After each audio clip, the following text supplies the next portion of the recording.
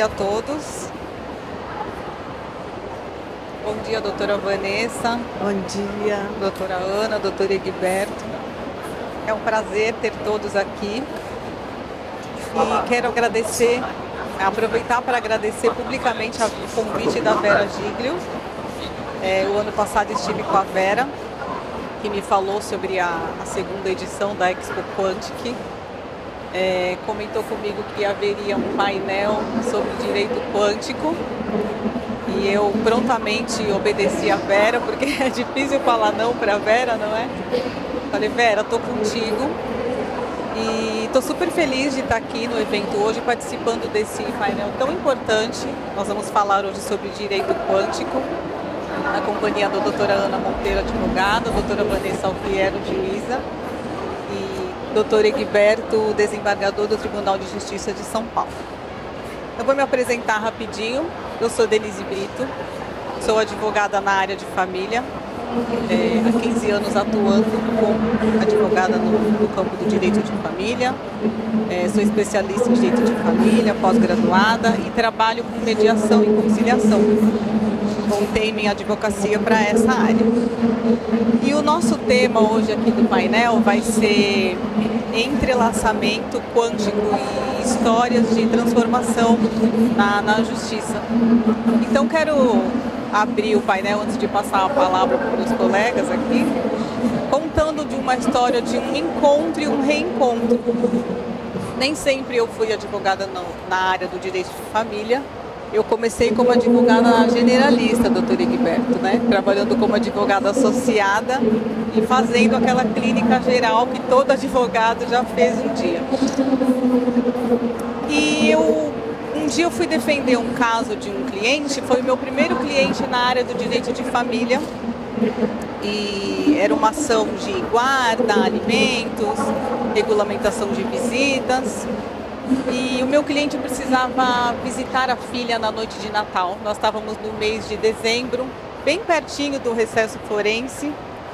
E lá fui eu, no último dia do fórum, em dezembro, para conseguir garantir que meu cliente estivesse com a filha na noite de Natal. Então fui lá nesse último dia, conversar com o juiz para ver se eu conseguia essa liberação, né? Quando cheguei na vara de família, entrei no gabinete e vi que tinha uma moça sentada atrás de uma pilha enorme de processo. Naquele tempo ainda os processos eram de papéis, hoje os processos são digitais, mas naquele tempo tinha uma pessoa, percebi que tinha uma pessoa atrás de uma pilha de papel e eu disse, eu quero conversar, vim despachar com a juíza, e essa juíza falou para mim, pode falar, eu sou a juíza, pode falar. Essa juíza me atendeu, me ouviu atentamente, escutou toda a minha história e garantiu ali então que o meu cliente conseguisse estar com a filha na noite de Natal, né? Essa juíza era a doutora Vanessa Alfiero, que me atendeu prontamente, e esse casal eu levei para a Oficina de Paz, que é um projeto idealizado pela doutora Vanessa, que ela vai falar sobre isso. Então eu estou contando essa história porque o nosso tema é entrelaçamento quântico e a diferença que isso faz, né, na justiça e no direito.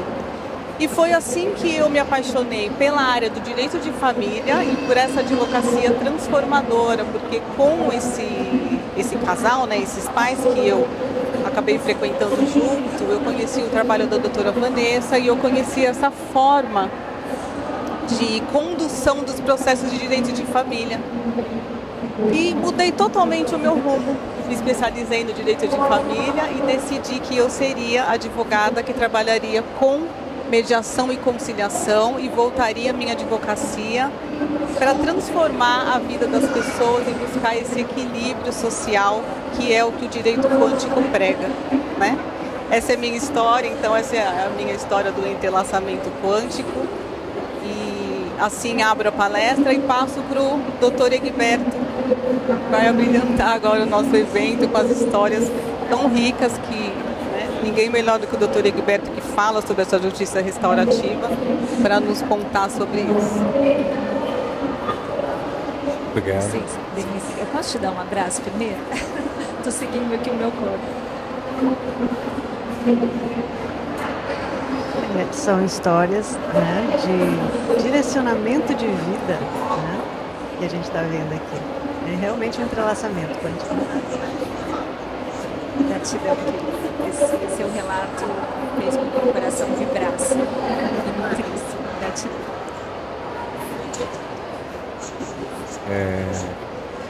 Já está dado o tom dessa mesa, né? Assim, extremamente feminina. Eu acho que todo o quantismo, todas essas inovações no campo da justiça e do direito apontam para uma justiça feminina. Justiça que ela não aponta o dedo, vai no julgar. Ela cria espaços de encontro para criar. E isso é uma potência muito feminina, a criação. Assim, como que nós, não sei se é o melhor termo, né, muitos problematizam esse termo, mas como operadores do direito, ou cada um como responsável para materializar o valor de justiça no dia a dia, reitero, que é algo que diz respeito não só aos juristas, mas a cada pessoa que responde a situações concretas, como criar espaços onde se tornamos mais ou menos dolas ou dolos, parteiros ou parteiras de uma transformação. E isso não se faz pelo julgar, se faz como uma arte. E aí as coisas vão se apresentando. Mas acho que no fluir dessa conversa, a gente retoma esse ponto, só para realçar o tom feminino dessa mesa. Falar que eu estou conhecendo a doutora Denise Brito agora, uma das boas coisas dessas jornadas é que ela nos conecta com pessoas extremamente assim, impressionantes, muito inspiradoras, bons encontros, boas companhias. E a jornada tem que ser feita nessas boas companhias. E antes, doutora Denise, antes de vir aqui para o início dessa fala, nós estávamos conversando ali, e a doutora Denise já trouxe um pouco da história dela, mas eu não tive a oportunidade de dizer que ela estava contando também, de uma audiência, onde ela estava, e como que ela estava com uma centralidade e como isso contribuiu para eu não vou dizer porque acho que acordo é quase que reducionista nessas situações, mas para um encontro, para uma conciliação, com equilíbrio, assim. E eu queria, diante dessa fala, o que eu queria trazer também da minha parte é que também isso antes de eu chegar até na justiça restaurativa, mas há mais de 25 anos atrás, ou até eu estou na magistratura desde 92, então temos aí o que, 33 anos.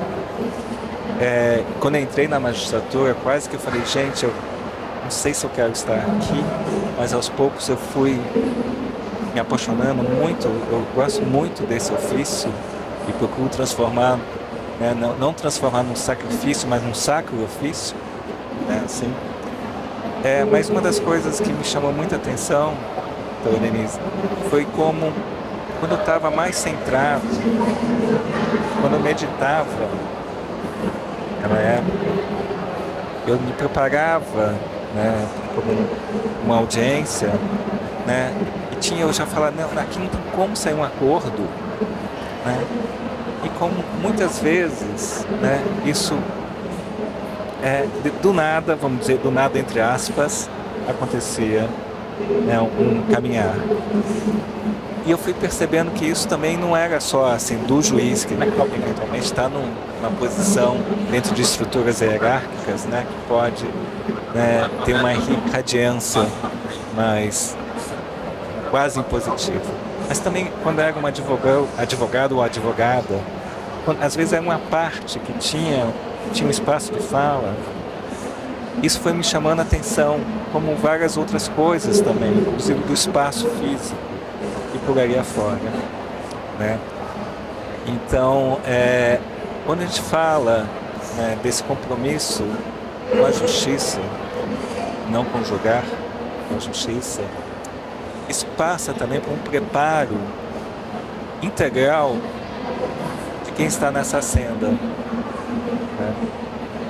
Seja um jurista do século XXI, seja uma pessoa comprometida com a cultura de paz ou com a justiça, isso passa com todo o cuidado físico, com a alimentação, com o exercício físico, né? Com toda a questão psíquica, psicológica, os cuidados emocionais, né? Com toda a formação intelectual, é um feixe de ações em conjunto, né? Para nos qualificar, né? A criar espaços do que precisa ocorrer, com a qualidade que precisa ocorrer. Não é fácil. É um contínuo orar e vigiar, avança, volta. Quem faz meditação sabe disso. A gente começa, volta, outra vez. É um contínuo, né?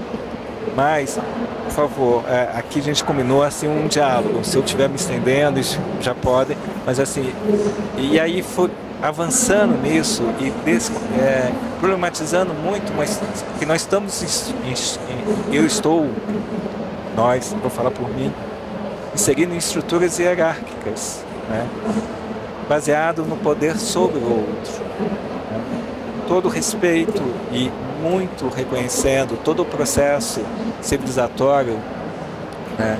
O devido processo legal, o Estado democrático de direito, fundamental, né? Cada vez mais se mostra que precisamos dar mais um passo. Temos conhecimento, temos sabedorias, né? Temos hoje mais corpos, né, para que isso possa ocorrer. Só que o campo gravitacional, né, que para manter o estado core, gente, é muito forte também. Isso é positivo também, porque se a gente quer um novo, né, que a gente sequer sabe o novo, né, a gente precisa ter a tonificação necessária, né? Não dá para ser festivo isso, né? Então a gente precisa realmente entrar em tons, né? A gente precisa praticar antes vários alongamentos para que a gente esteja como precisa estar, trabalhando de uma outra forma. Senão a cooptação, a colonização dessas novas práticas, o desvirtuamento dela, a banalização dela, a redução delas ocorre com muita facilidade, né? Então, mas a gente está dentro de estruturas, né? E aí eu fui problematizando muito e cada vez mais a gente vê que hoje a gente está numa era que não é pelo individual, né? É no coletivo. A física quântica, se a gente vê a história da física quântica, que tem mais de 100 anos, a gente vê que ela não é uma teoria estruturada por uma pessoa, é por um coletivo de pessoas. Assim, isso já diz alguma coisa quando a gente está dialogando também. A justiça também, cada vez mais, é feita por coletivo. Para além de um coletivo, sem dúvida que temos uma estrutura que é feita por assistentes sociais, psicólogos, juízes, advogados, todo o sistema. Mas é para além disso. A justiça, ela precisa ter toda uma postura de cooperação interinstitucional, intersetorial, interhumana também, né? Quando a gente fala de justiça restaurativa, a gente está desconstruindo um paradigma da punição, né? De você realmente, alguém provocou uma sofrência, alguém, você vai, provoca uma sofrência, né? Uma pena aflitiva, etc. A gente está indo mais do que uma desconstrução de um paradigma punitivo, a gente está indo também para uma desconstrução de um paradigma da individualidade. Como fazer isso em cooperação, não é fácil, ou seja, em rede, de forma inter, multi e transdisciplinar. E também como fazer isso é de uma forma, num time, não no fast food. Então, nosso tempo voa, eu vou parar por aqui, e tendo a oportunidade, eu volto para falar um pouco das práticas restaurativas e para mostrar um pouco como os juízes estão fazendo. Trouxe até alguns materiais aqui, e a gente carrega um saquinho com um tapetinho de centro, objetos, né, que nos conectam, né, com a nossa natureza amorosa. Isso não significa, né, deixar de se posicionar frente às injustiças, dar uma resposta firme, mas sem perder a ternura. Mas eu passo aqui e devolvo a palavra nesse momento para a doutora Denise. Muito obrigada, doutor Egberto, pela contribuição. Doutor Egberto, ficaríamos horas aqui, não é, doutora Vanessa, doutora Ana, ouvindo a riqueza que o doutor Egberto tem para nos passar sobre a justiça restaurativa, e sobrando tempo, ele com certeza vai contribuir um pouco mais aqui para a gente. Doutora Vanessa, por favor. É uma alegria estar aqui, mais ao lado de vocês, Ana, Denise, Egberto. E eu vejo a Rosa Maria. A Rosa, eu fiz estágio com ela em 1993, Rosa, na Procuradoria. E foi você que me mostrou como era possível lidar com as sombras da sociedade com um sorriso no rosto. Ela era procuradora, trabalhava no âmbito criminal, e foi o primeiro contato que eu tive com uma prática com esse ramo do direito, que é tão pouco reconhecido, né, acolhido. Gratidão, Rosa, por fazer parte também da minha história.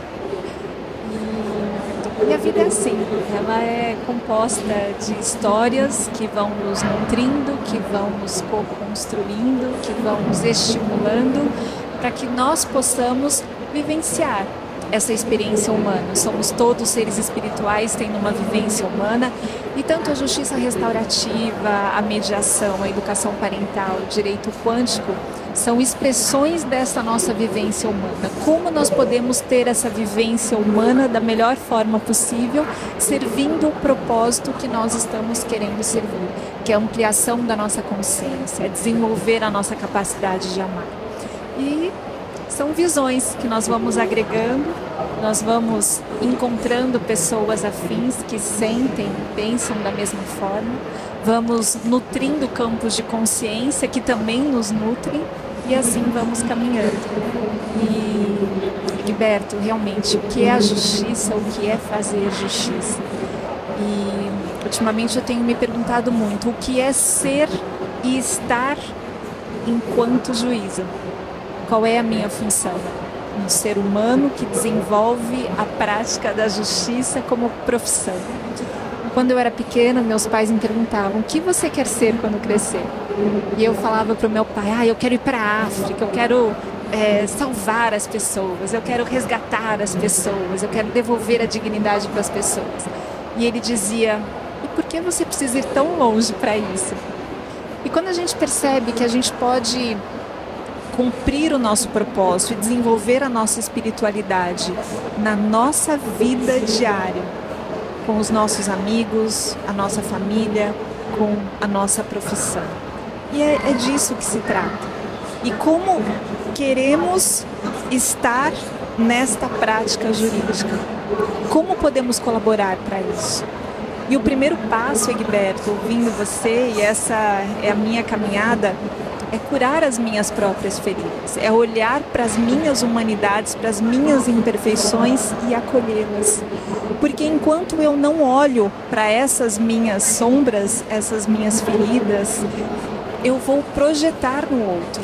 E talvez eu serei uma juíza salvadora ou justiceira que quer salvar o outro. E quem é o salvador naquele triângulo dramático de Cartman?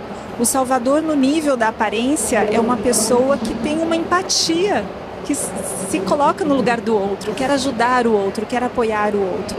Mas, na verdade, no âmbito mais profundo, é uma pessoa violenta, que ela retira a dignidade do outro quando ela determina o que é melhor para o outro. E como eu posso me resgatar desse papel? O primeiro passo é olhar para as minhas próprias sombras e verificar quais as minhas próprias necessidades que eu não tive coragem de encarar e estou projetando no outro e quero salvar o outro. E aqui, partilhando também uma história pessoal que para mim foi muito importante. Quando eu me deparava com as crianças que eram vítimas dos reféns dos pais, e entrando no campo que você abriu da educação parental, das oficinas de pais e filhos, que consiste num projeto lindo, pedagógico, multidisciplinar, que visa apoiar os pais a separarem os seus filhos dos seus conflitos, a apoiarem os filhos nesse processo de transição familiar por conta da ruptura do vínculo, por conta do divórcio, da separação, da dissolução da união estável, para que os filhos possam se adaptar a esse novo modelo familiar que continua sendo uma família, não mais uma família nuclear, em que pai, mãe e filhos moram juntos, mas uma família binuclear, com seus 2 núcleos que estão sempre entrelaçados e interconectados. E esse se tornou um grande objetivo meu. O que eu posso fazer para ajudar essas crianças? Só que, na verdade, a minha vibração não era de apoio, a minha vibração era de salvadora. Eu preciso salvar essas crianças dos seus pais, porque esses pais não têm condição de cuidar dessas crianças. Como que envolvem os filhos no meio do conflito? Como usam o filho como instrumento de vingança? Como usam o filho como mensageiros para levar mensagens que vão deixar o outro furioso, raivoso, frustrado? Como eles fazem isso com uma criança? E até que eu peguei um caso muito difícil em um amigo, o Luciano Alves, ele é psicólogo e constelador, e eu compartilhei com ele toda a minha ansiedade, a minha frustração com um determinado caso que revelava a minha frustração com tantos outros casos parecidos. E ele me fez uma pergunta: quem é no seu sistema que você está querendo salvar? E quando eu ouvi aquela pergunta, eu fiquei indignada. Eu falei, o que ele está falando? Isso não tem nada a ver comigo. Isso tem a ver com todas essas famílias que eu preciso salvar. Só que eu tinha tomado um café com ele, me afastei, passei dias e dias, e aquela frase continuava reverberando em todo o meu ser. Quem é no seu sistema que você está querendo salvar? Então, eu olhava para os pais e para as crianças, e o meu sistema aqui eu não olhava. Até que eu resolvi olhar. Falei, não, eu preciso acolher as minhas humanidades, as minhas imperfeições. Eu preciso cuidar de mim. Porque se eu não cuido de mim, como eu vou apoiar o outro para que o conflito seja realmente esse portal para a transformação? Então eu tive que fazer um movimento muito doloroso. Este movimento. E eu vi quem eu queria salvar. Eu vi uma criança no meio do conflito dos seus próprios pais. Quem é que eu queria salvar? A minha criança interna, que vivenciou conflitos que todos os pais têm. Uma criança que chegava perto dos pais, eles estavam brigando. Quando chegava perto, os pais paravam de brigar. E aí ia para o seu quarto. Os pais começavam a brigar novamente, a criança ia lá, os pais paravam de brigar, porque a criança estava lá. O que essa criança pensou? Caramba, eu sou super poderosa. Se eu estou perto, os meus pais param de brigar. Se eu me afasto, eles brigam. Então eu vou ficar aqui no meio do conflito deles. Eu, como criança pequena, vou cuidar desses adultos. Desconhecendo a força que eles tinham. Doutora Vanessa, só para contribuir nessa sua fala, eu tive um caso muito difícil de conciliar e a coisa andava e voltava, andava, retrocedia. Olha a importância de nós olharmos para as crianças, porque com uma psicóloga que nos auxiliava, porque eu trabalho essa parte também da interdisciplina, a psicóloga que nos auxiliava, ela identificou que o filho do casal, como ele queria unir os pais, ele criava na cabecinha dele conflitos, doenças às vezes. Doenças, entendeu? Para que os pais se unissem, porque ele queria os pais juntos. Então ele apresentava febre, fingia que estava com dor de cabeça, o pai tinha um horário, fazia o filho dormir e ia para casa. Ele falava, não, papai, fica um pouco comigo, um pouco mais. E aí a mãe começou a reclamar, ele não está respeitando o horário. Então nós paramos toda a conciliação, cuidamos do filho, da criança, para que então a coisa pudesse avançar. Então a importância de você estar olhando para as crianças. Olhando para as crianças, a partir desse olhar e dessa acolhida, sua própria criança. para você realmente apoiar o outro e reconhecer a força que ele tem com a sua toda a dignidade. Então, a partir do momento que eu me retirei desse lugar, olhei para os meus pais, deixei com eles o que era deles e me coloquei no lugar de pequena, aí sim, eu pude olhar para essa família, olhar para essa criança, olhar para esses pais e internamente dizer, eles são os pais certos. Eles são os pais certos, porque através deles a vida fluiu e chegou até essa criança. E eu me recuso a salvar essa criança, porque ela não precisa ser salva. Ela só precisa ser apoiada e como todo o sistema familiar precisa ser apoiado. E eu passo a fazer isso não mais como salvadora, mas como apoiadora. Isso me dá força, isso devolve a força para os pais e devolve a força para essa criança. Então, Egberto, é um olhar e vigiar constante. Até que ponto eu também estou projetando nos conflitos que chegam até mim as minhas próprias sombras e como eu preciso cuidar da minha vibração, como eu preciso ampliar a minha consciência. Porque, como a gente dizia ontem, um coração que encontrou a paz é um refúgio de paz entre os seres humanos. Quando você encontrou a sua paz e chegou naquela audiência com aquela paz, com essa sua vibração, você já foi capaz de tocar todo o ambiente, as pessoas que ali estavam. Uau, né? Doutora Vanessa, é um prazer estar aqui, doutora Denise, doutora Egberto. A fala, gente, da doutora Vanessa, ela é como se eu estivesse revivendo, né, o meu processo. Eu sou advogada, advoguei por 25 anos. Antes de ser advogada, atuei como auditora fiscal. Mas olha só a questão do entrelaçamento, né? Por que eu fui para essa área primeiro de auditora fiscal e depois para advogar na área tributária? Porque eu ouvia meu pai reclamando o tempo todo dos impostos. Olha, então, essa coisa de você querer salvar. Então, quem é que eu quero salvar, né? Quando eu vou para essa área do direito tributário, quando eu me coloco como justiceira, né, contra o Estado, né? Ó, que pretensão, né? Será que somos tão livres assim? Né? Então, assim, e foram 25 anos nessa, sem perceber essas conexões, sem olhar para mim, sem entender, achando que era assim. Quando o que você quer ser, aquela coisa, você vai sendo direcionado, né, para a profissão. Mas eu queria resolver uma dor inicialmente do meu pai, né? Então, foram 25 anos e a vida nos conduz para esse encontro com a gente, né? E no meu caso, essa condução ela foi a própria família novamente, adoecimento na família. Então eu assumi os cuidados com a minha mãe e isso me fez voltar de novo esse olhar para ela, me fez me afastar da prática advocatícia, porque chegou um ponto que eu não dava mais conta, que na época era escritório, era uma empresa que eu tinha com outros sócios, e ela não gostava de cuidadores, não aceitava, então ela ia tirar cola comigo, dizer que ela era minha bolsinha, né? Então quando tinha alguma questão no fórum, ela ia comigo, ia para reunião, ia para todo lugar. Até que eu tive um burnout, né? E aí isso me fez me afastar do direito e começar a ter outros olhares. Porque enquanto a gente está ali na Libra, a gente só pensa em direito, só lê coisas de direito, né?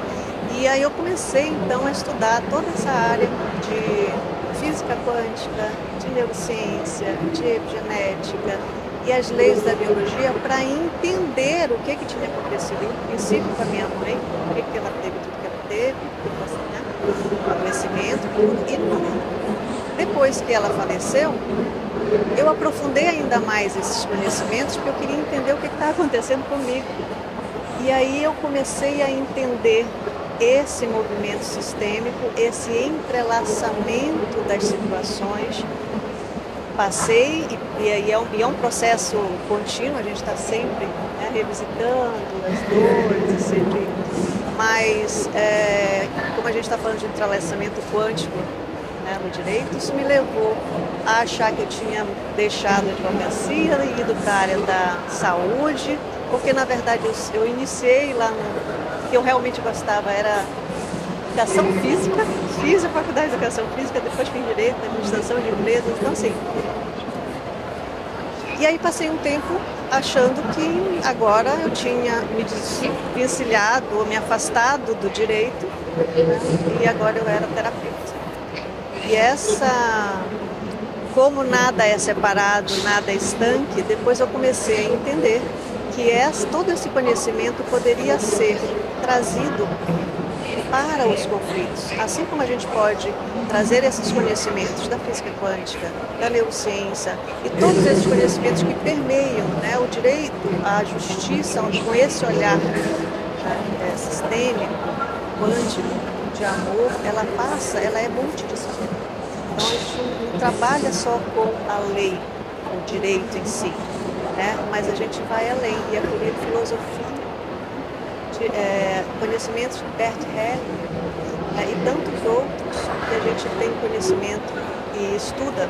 E isso me levou a pensar, não preciso trabalhar isso apenas para cuidar da saúde das pessoas. Porque a questão da saúde, você adoece também por conflitos internos, né? A gente tem isso, a ciência já comprova que nós temos mais de 90% das questões de questões de adoecimento, decorrente ou são decorrentes de questões emocionais, de conflitos internos. Então, o que a gente vive no direito? Conflitos. Então, por que não trazer isso e juntar toda a minha vida, relação toda a minha história com a questão do direito? E no meu caso, como advogada, então, eu fiz uma autocomposição entendendo a minha história, né, que converge com a fala da doutora Vanessa, então a gente precisa entender e curar primeiro. Então eu entendi todo esse processo meu. E hoje eu trabalho com essa perspectiva da advocacia quântica, trazendo uma autocomposição. Então antes de ir para a justiça, então eu trabalho em favor do cliente, em favor do sistema, tentando diminuir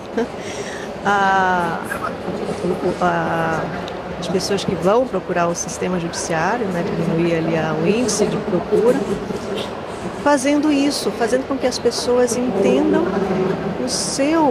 quem é que elas querem salvar, né, por que elas estão nessa relação conflituosa, o que as vincula com aquela questão. E tudo isso é um movimento de entrelaçamento, não tem nada separado. A física quântica nos mostra isso de uma forma... São leis da natureza e são leis que se impõem a gente querendo ou não. Diferente do dever ser do direito, as leis da natureza simplesmente são, né? Então a gente não pode ir contra elas. Então esse movimento, para mim, fez uma diferença imensa.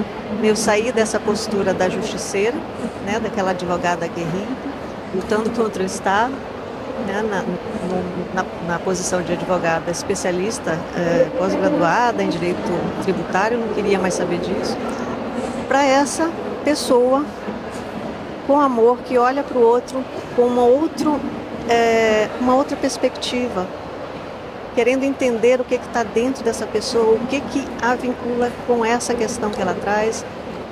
Isso, gente, é muito gostoso. Todos nós aqui, né, temos essa experiência a partir da sua atividade, e é transformador. É transformador para quem faz, para nós, até porque a gente passa por uma transformação anterior para chegar a isso, né? A transformação, a gente costuma dizer, né, ou vem pela dor ou pelo amor. A minha veio muito pela dor. Não é fácil essa transformação, é dolorosa. Leva um tempo até você começar a entender tudo isso e juntar as pecinhas, mas é realmente transformador quando a gente começa a entender, quando a gente começa a perceber a transformação em você, as curas em você, inclusive curas de adoecimento físico mesmo, sabe? É impressionante como isso faz uma diferença, assim.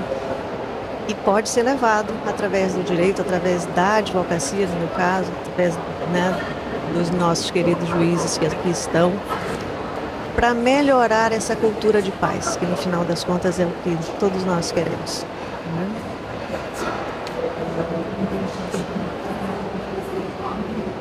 Bom, bastante coisa, né? Assim, eu queria, então, dando sequência, falando, só para dar um gostinho sobre a justiça restaurativa, só para mostrar que a gente tem aquela ideia mais ou menos propagada, né, que quando inovações vêm, no primeiro momento elas são ridicularizadas, né, depois elas sofrem uma resistência muito grande e depois elas dão um salto, né, e são incorporadas e inovam, né. A gente está nessa passagem de uma deslegitimação desses movimentos, né, para e ao mesmo tempo vindo grandes contramovimentos, né? Como pontuei anteriormente, que é saudável, né? Porque a gente realmente precisa, não dá para substituir 6 por meia dúzia, né? A gente tem uma construção histórica consistente, né, no campo da justiça, deve ser honrada, respeitada, reconhecida e ainda bem, mas precisamos dar mais um passo. No que diz respeito à justiça restaurativa, perdão, só para mostrar como os avanços estão ocorrendo por conta dos resultados significativos que elas vêm apresentando, e porque a gente também tem que dialogar com o sistema, né? Por mais que a gente vá, nosso lema lá no Núcleo de Justiça Restaurativa é vamos com calma que a gente tem pressa. Mas a gente precisa chegar onde a gente precisa chegar, com a qualidade e a potência que precisa chegar, né? Mas a gente tem que dialogar com um sistema que cobra metas, né? Mas a gente não pode abrir mão da qualidade, né?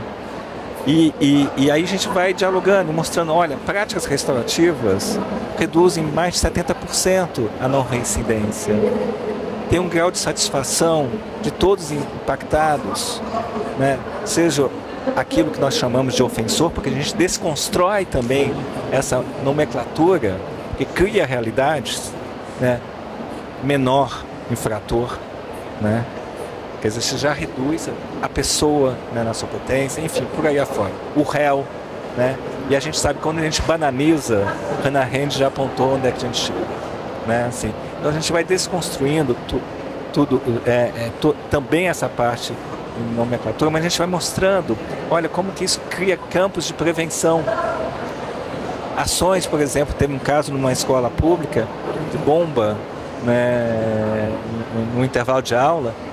Foi feito um processo circular, mais de um ano não teve mais nenhum outro caso de bombas. O que significa isso? Como é que a gente faz com consistência, com preparo, inspirados por uma série de movimentos, né, que não tem nada de festivos, né? Criminologia crítica, né, o abolicionismo, o movimento feminista, os direitos civis e por aí afora. Bom, hoje em dia, então, a gente também faz com muito cuidado, né? Parece que a justiça restaurativa é mais soft, mais light, mas ela é muito mais heavy, mais hard. Você encontrar com a vítima, ver as consequências das suas ações, não é fácil. Fazer isso no coletivo não é fácil, né? E como isso é transformador. Mas exatamente por conta desses resultados, tribunais como do Paraná distribuem, porque a gente coloca num processo circular, sentado em círculo, um centro do círculo, que tem uma razão de ser. Esse material foi distribuído para todos os juízes de justiça do Rio Grande do Sul. Um tapetinho de centro que se coloca, tem um símbolo, Tribunal de Justiça do Paraná. Como os próprios tribunais estão se abrindo, porque temos que olhar para isso. Não dá mais para fazer da mesma forma, porque os resultados são significativos. Então os juízes carregam os seus tapetinhos de centro, né? Eu tenho aqui o meu tapete de centro, coloca no centro. Aí você coloca os objetos que têm significado, né? E você vai buscando esses objetos e vai atribuindo significado a eles. Por exemplo, temos a lei da gravidade, né? Isso, cada um vai criando seu sentido. como trabalhar com a leveza que acende. Sabe? Objetos assim vão sendo colocados no centro do círculo para que a gente vá aos poucos, né?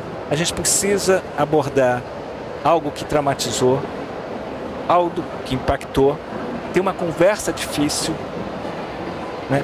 Investigar isso na sua profundidade, na sua amplitude, não só a responsabilidade individual, que a gente não passa a mão na cabeça de ninguém, mas como não dá o tapa na cabeça de ninguém, pessoas submetidas às mesmas circunstâncias fazem escolhas diferenciadas, tem uma responsabilidade individual, mas as corresponsabilidades, né? E a gente vai fazendo isso, como que você prepara esse encontro, né? Como é que metade do tempo é estabelecer conexão da humanidade um com o outro? Em que momento que você investiga essa situação?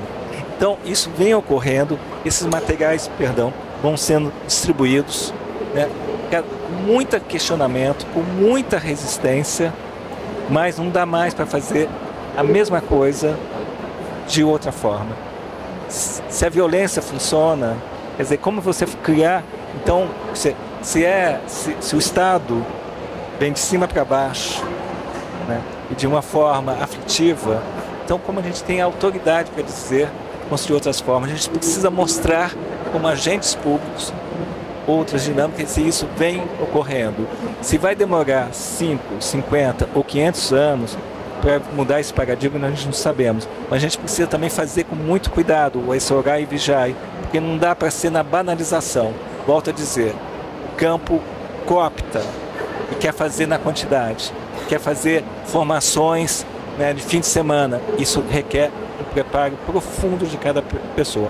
Desculpa ter passado do tempo, né, só para mostrar que a gente precisa olhar isso, e quero aproveitar uma questão de justiça também, aproveitando que a Vera Lúcia está aqui presente, parabenizar, né, esse evento, né, a coragem desse evento, né, que é feito por tantas pessoas, né, uma entrega generosa, né, que propicia tantos encontros, que eu sei que não foi fácil, né, e que está realmente pessoas com uma qualidade, vamos dizer, do saber da nossa pós-modernidade reconhecido, pós-doutores, né, doutores, né, profissionais de diversos campos, mostrando que precisamos olhar para uma outra direção, para novas perspectivas, e precisamos fazer isso juntos. Então, parabéns por esse evento, né, e devolvo aqui para a nossa mediadora, doutora Denise Bru.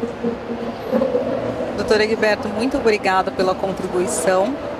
E aproveito aqui agora, a Vera está aqui, né, para agradecer publicamente, pessoalmente, a Vera pelo convite. Acredito que posso falar aqui em nome de todos, da doutora Vanessa, doutora Ana e doutor Egberto, reiterando aqui o nosso agradecimento à Vera, idealizadora da Expo Quantic, corajosa, mulher de coragem, de fibra.